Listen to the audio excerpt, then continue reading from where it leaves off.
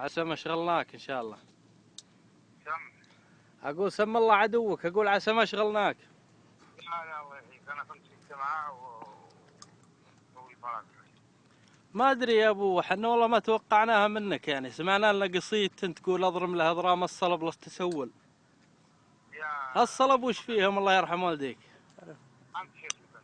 انا اسمي ناهي يا ابو. هلا والله يا لاهي. هلا فيك. انا اخوك.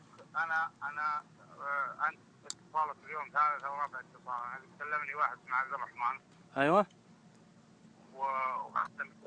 وشرح لي الصحيح والحقيقه اللي الصحيح. انا ما عندي الا الصحيح. انا ما احب اسب اي احد.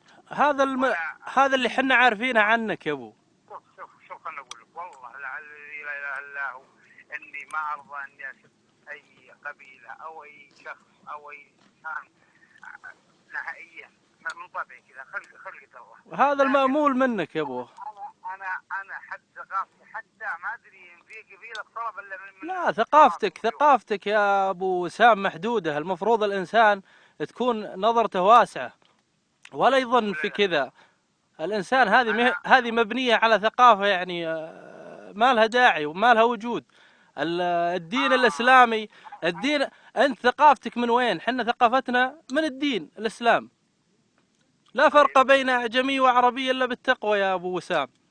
وخيركم عند الله اتقاكم. انا ما افكر فيها. لا، وش الثقافه هذه يا ابو وسام؟ هذه ثقافه عمياء. حنا والله الحمد مسلمين.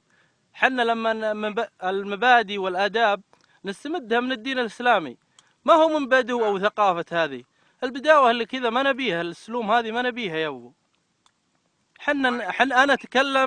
أنا أتكلم من الإسلام. إذا أتطبع وطبع فآخذه من الإسلام. انا اذا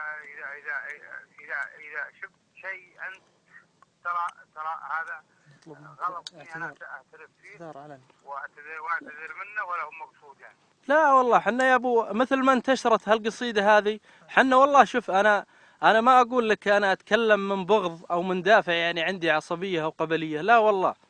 أنا أول شيء أنا من الناس اللي يسمعون لك والناس اللي يقدرونك والله.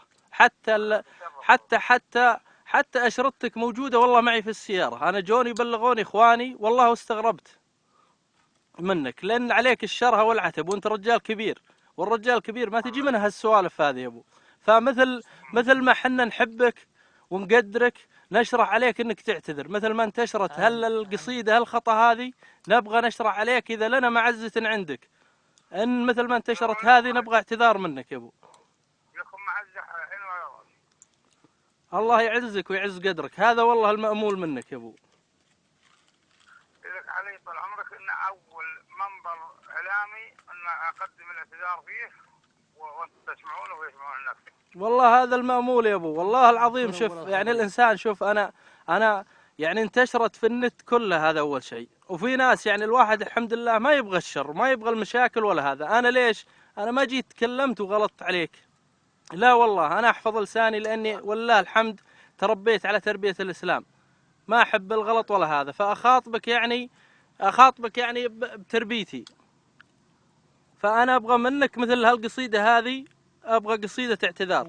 والله يطول بعمرك ويجزاك خير على. اقول لك المنبر اعلامي يطلع فيه لك علي ان اعتذر اعتذار يسمعون الناس. الله يسعدك يا ابو ولا يهينك. الله يسلمك. شكرا لك. حياك يا هلا فيك.